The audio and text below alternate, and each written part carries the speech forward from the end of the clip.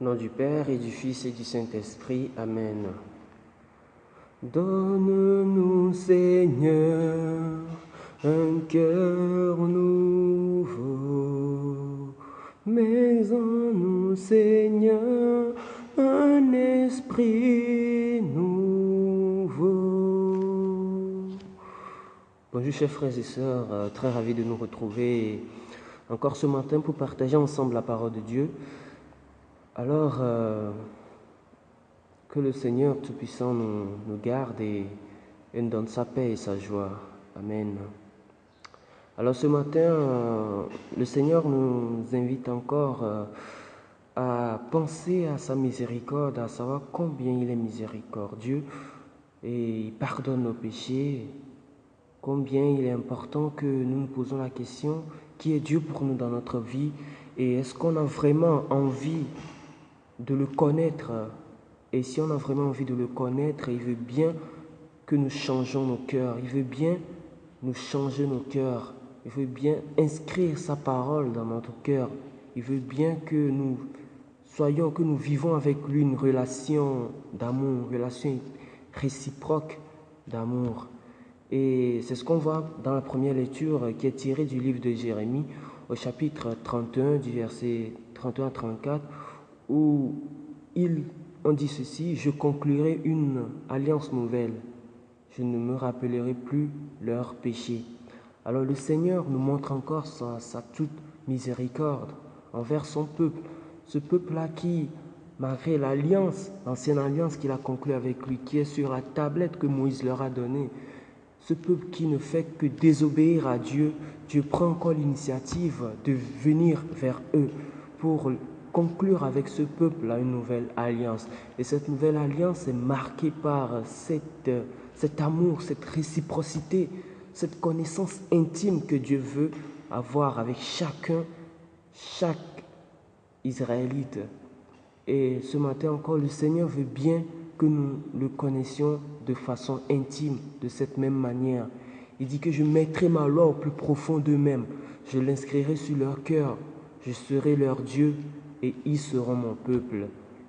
Dieu veut bien qu'on soit ses enfants et il veut bien être notre Dieu. Alors, il faut que nous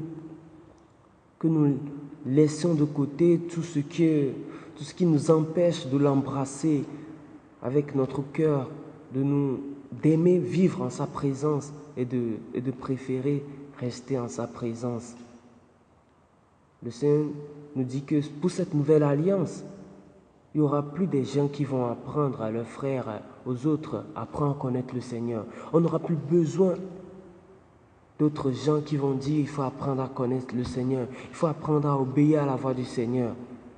Le Seigneur dit que en ce temps-là, nous ne serons plus là. Nous, par exemple, qui faisons les vidéos sur cette page de Nouvelle Alliance, nous ne serons plus là. On n'aura plus besoin de nous. On n'aura plus besoin des gens pour dire à d'autres personnes: mon frère, apprends à connaître le Seigneur. Mon frère, apprends à vivre avec le Seigneur. Mon frère, apprends à vivre avec l'Esprit Saint.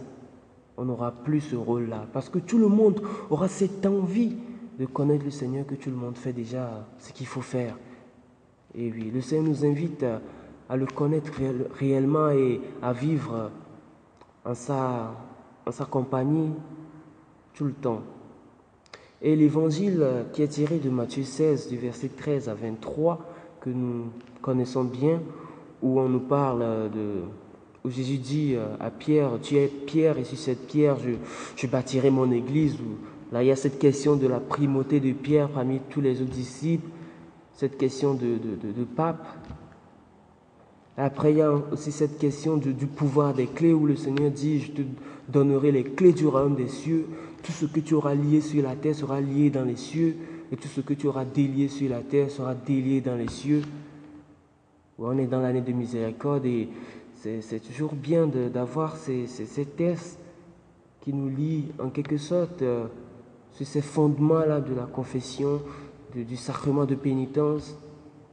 Oui, Jésus qui donne cette clé-là, ce pouvoir à Pierre de pardonner les péchés, de lier les choses sur la terre et de les délier aussi. Mais comme je le disais dans la première lecture, Dieu veut vivre une relation intime avec nous. C'est pour cela que Jésus va poser cette question à ses disciples. Au dire des gens, qui suis-je? Ils vont dire, pour certains, tu es le prophète, tu es Jean-Baptiste, tu es le prophète Élie, le prophète Jérémie, ou encore l'un des prophètes. Oui, à part ce que les autres disent que je suis, pour vous, qui suis-je? Et Pierre va répondre, tu es le Christ, le Fils du Dieu vivant.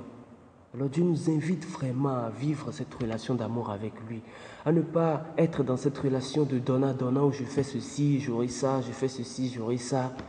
Non, Dieu veut avoir avec nous une relation intime, une relation d'amour, une relation sur laquelle on fait les choses parce qu'on aime Dieu, voilà. On fait les choses parce qu'on aime Dieu. Et la question nous est posée aussi.